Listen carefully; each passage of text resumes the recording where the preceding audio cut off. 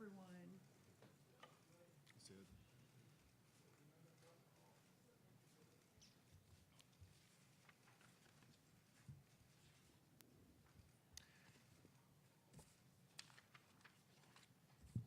I want to thank everybody for being here, and especially want to thank Secretary Brooke Rollins for being back in the great state of Texas for what is going to be a very important announcement today.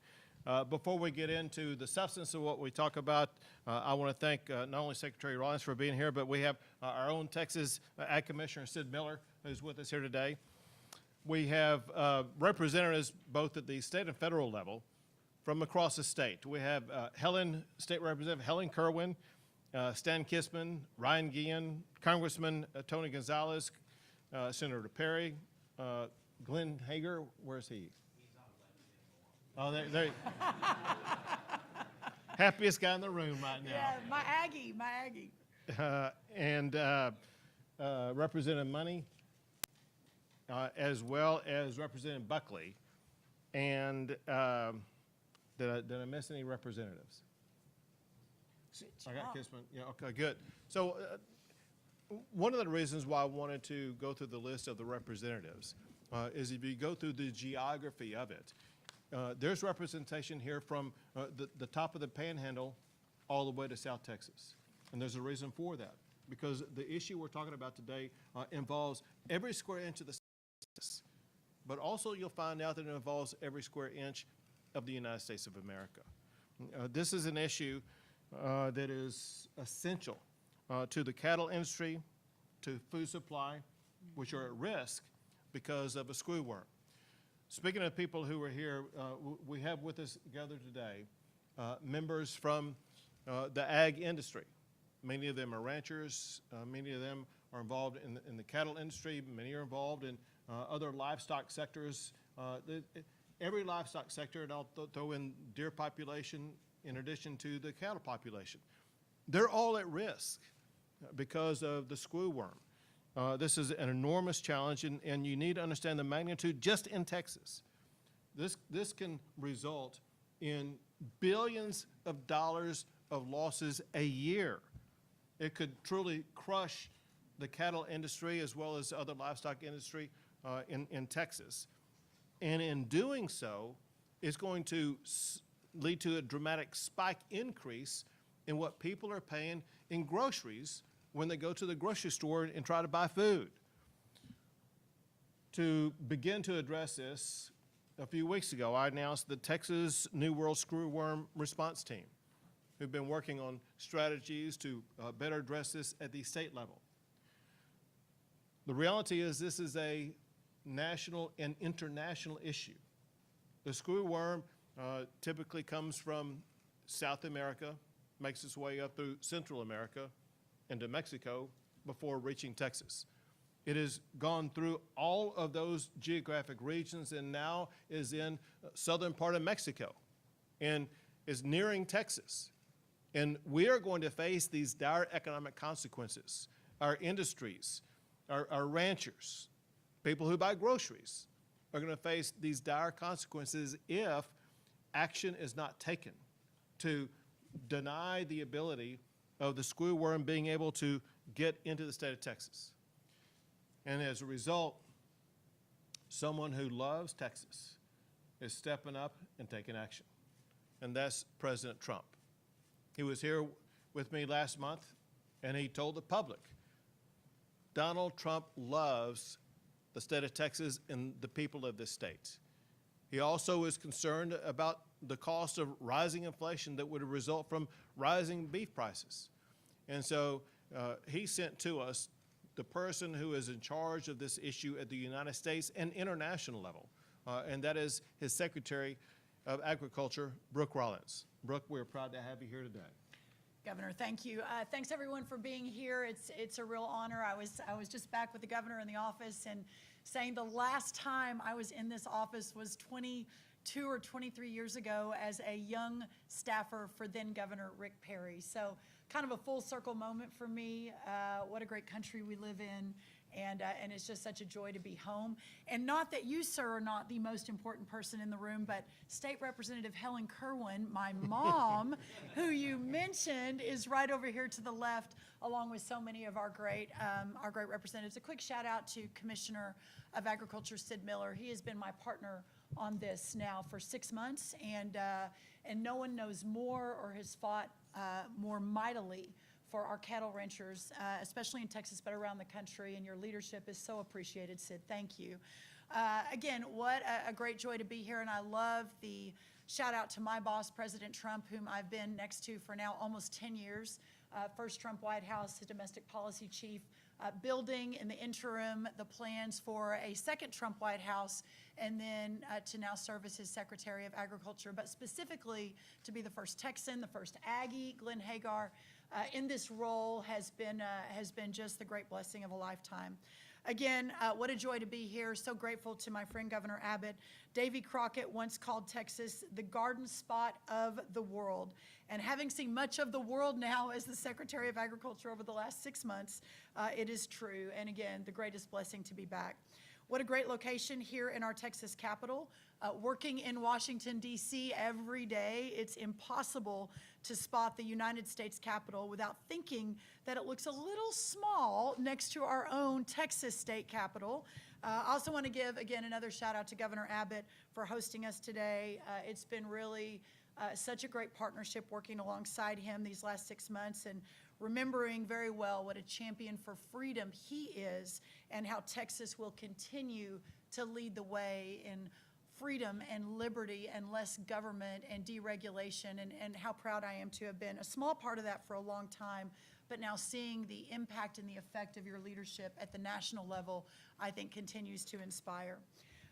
Governor, your steadfastness and strength, especially in the worst of times, which I witnessed firsthand last month when I came down with President Trump, again, continues to be such an inspiration.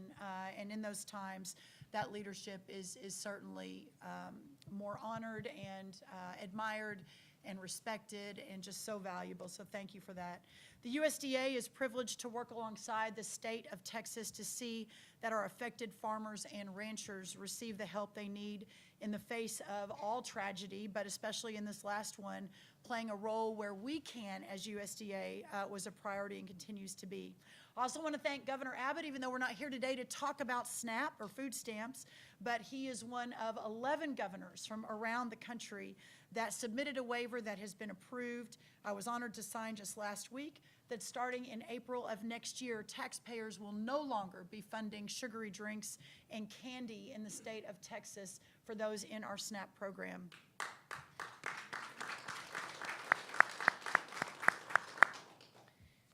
Obviously, again, as we mentioned, the reason we're here today is Governor Abbott so eloquently started us is on the New World Screwworm and what that potentially means for our cattle markets and for this great country. Farm security is national security, and ensuring that we in the Trump administration are doing everything we can every day to protect American farmers, American ranchers, and American consumers continues to be our highest priority. We are here in Austin, Texas to address a serious national security issue and threat. It is a threat to our ranching community represented by so many of my friends over here to my left, but it is also a threat to our nation, and that threat is the New World Screwworm. The New World Screwworm is a flesh-eating parasite. People think it's actually a worm, but it's not. It's actually a parasite that torments cattle and even the occasional human or household pet.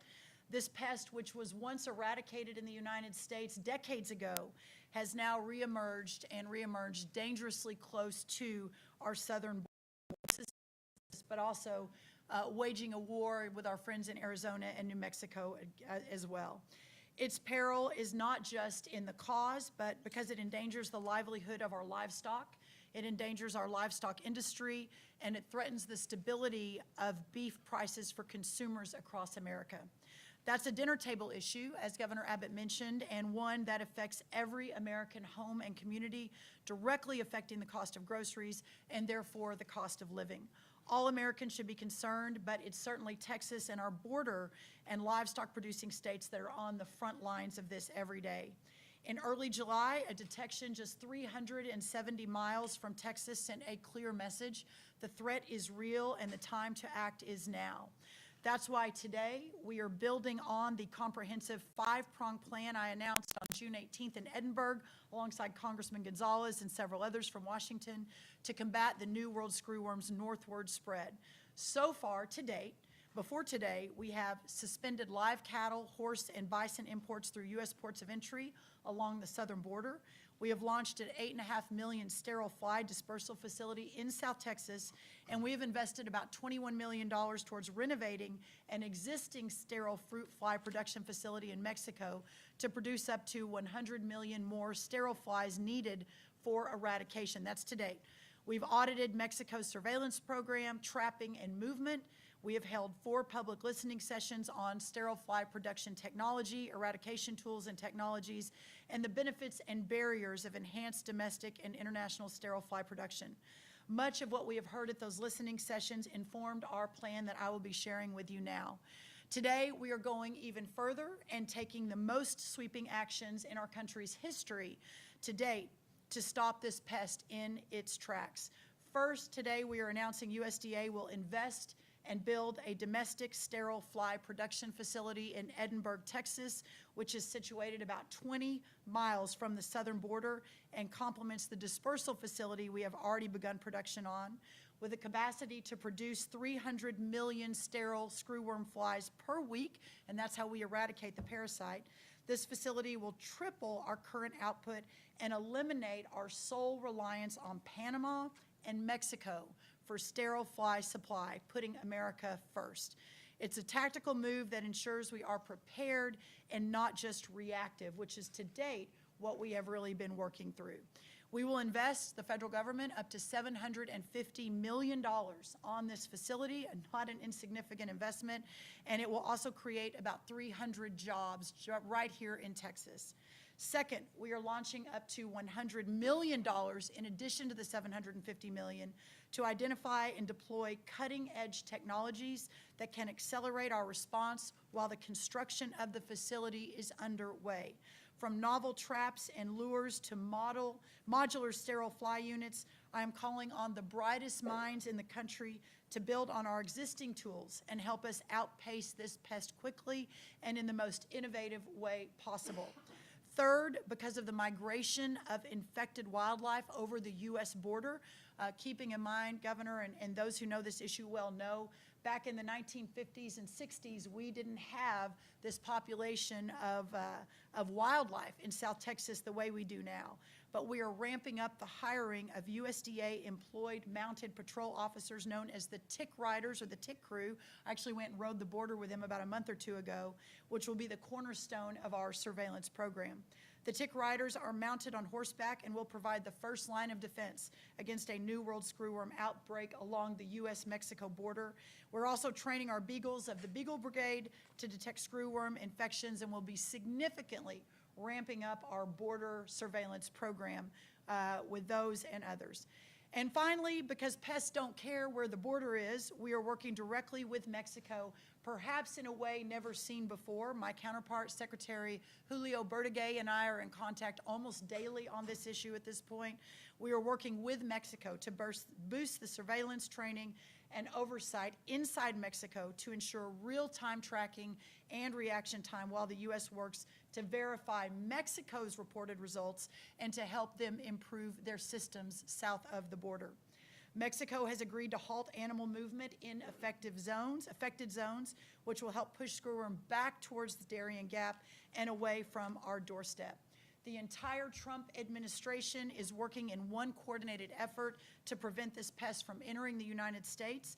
The U.S. Food and Drug Administration, of course helmed by our friend Dr. Marty McCary, underneath Secretary Bobby Kennedy, is identifying current animal drugs, whether authorized in the U.S. or abroad, fast-tracking those that would likely be effective against the New World Screwworm.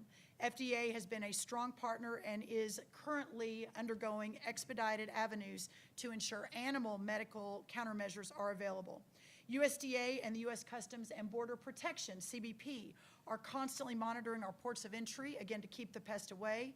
We are working alongside Secretary Chris Wright in the Department of Energy and Administrator Lee Zeldin in the Environmental Protection Agency, EPA, on new innovations to combat the pest. More coming on that. And we will continue to take all necessary steps across the entirety of the federal government, working alongside our partners at the state government and in the local governments to ensure that we keep this pest, this parasite, and others like it out of our country that threaten our economy and our way of life. Again, I want to thank Governor Abbott, his incredible team here in the Capitol and in Austin for their amazing partnership, their quick reaction. I again want to thank the great Sid Miller for his partnership as we work toward a quick solution to this risk. And with that, Governor, I think we're happy to answer any questions. Sure. Can you talk about the relationship with Mexico on this? It sounds like they weren't in full agreement with us stopping the importation across the border when we did. Have you worked with them on that, or are they still opposed to that? Yes, obviously, this is a massive economic challenge for them when we shut our border down and don't allow their livestock to be imported. But I want to give a big amount of credit to their Secretary of Agriculture, who has been very resolute and a good partner. Having said that, we have had major issues in Mexico. For a while there, we couldn't land a lot of our planes, which were dispersing the sterile fruit flies. This is a couple of months ago. We didn't believe we were getting data in real time. We didn't know what data we could trust. So that's the reason we shut the ports down, and they were not happy about that. They continue to push very hard for us to open those ports, but I have been very clear to them over and over again that those ports don't open until we begin to push the screwworm back, and so I think that's important. So we're making progress. The partnership is as strong as it has ever been. They have been very open to us hiring, significantly ramping up USDA employees to work alongside their team in Mexico so that we have data based on our staff, not just based on what they're telling us. Are you also hearing from farmers related to the THC ban in Texas? I know a lot of people were concerned about if that would affect them. Are you hearing from those farmers, and do you support Texas doing a ban on THC?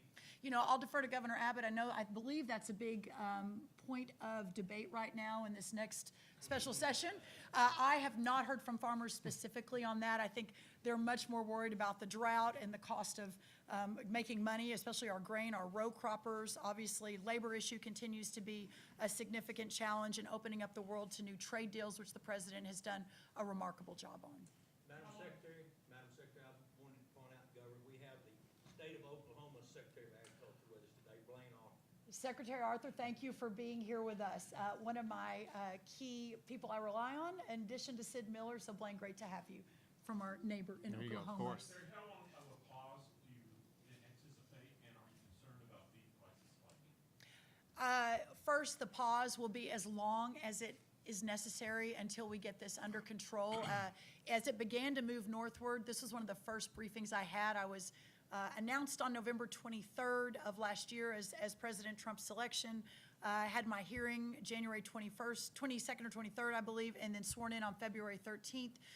This particular issue has been at the top of the list from the very moment that I was announced.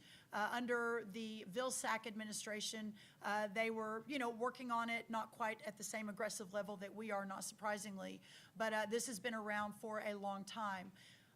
We expect with these announcements and the aggressive strategy to begin to push back the screwworm, but when it was even at 1,100 miles from the Texas border, which is where we believed it had stopped until we got the report about 4 weeks ago that it was within 370 miles, even then we were shutting the ports down. So we've got a lot of data to collect, we've got a lot of work to do, but we have to protect our cattle industry and our beef industry in this country, and in so doing protect our food supply, and in so doing protect our national security for America. Do we expect beef prices to continue to rise? Perhaps, but the safety and the security of our beef and our ranchers has to be at the top of the list. The other thing I'll say is that the vision perhaps is that we begin to rely even more on American cattle producers, that we give them even more of a market, that we open that up. President Trump's vision of America first is an America where you are not so reliant on the rest of the world to feed and fuel and to provide the fiber that we need in this country. And perhaps a silver lining long term is that we continue to build out our beef industry here in America and not rely on other countries. Yes, sir. If you didn't do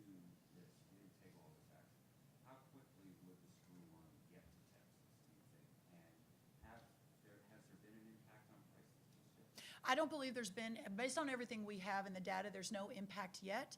I don't want to count that out because there could be eventually, but I believe, and this is more hypothetical than anything based on data, but without us taking these significant, very aggressive steps, and by the way, this is not just, USDA and me sitting up in Washington saying, let's do this. This discussion has been at the very top level. I've talked to President Trump specifically about it. He was obviously very interested and wanted to know all the details about what a new world screwworm was in only President Donald Trump fashion, and we went into great detail on that.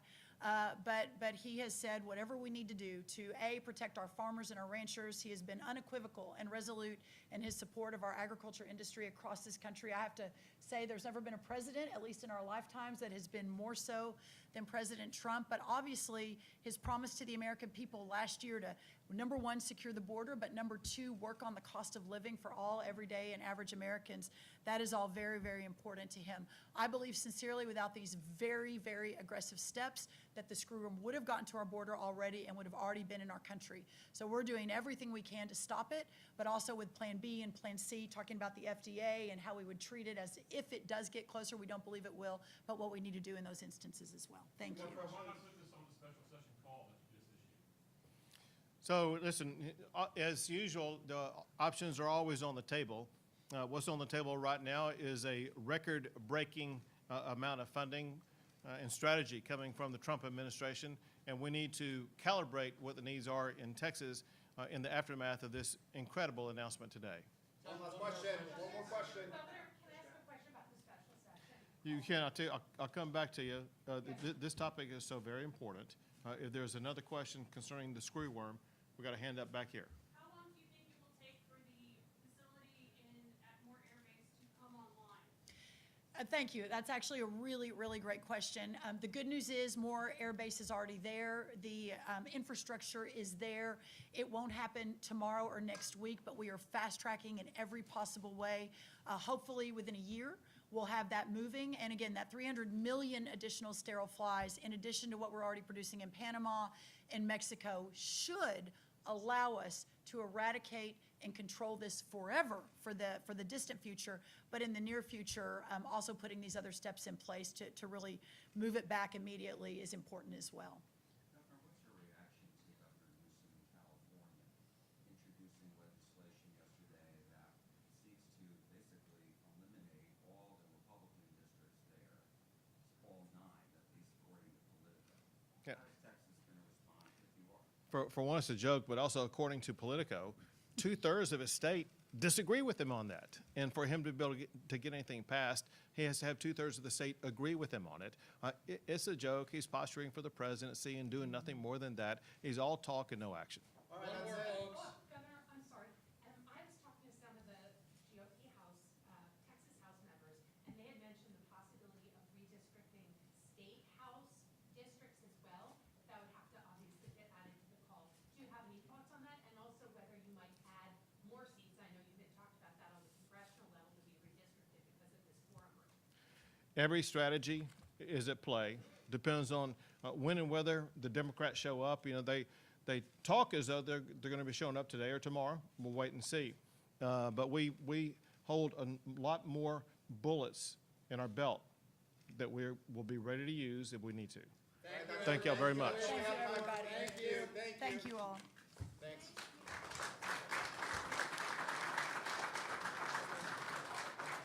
Good job. You too. Thank you.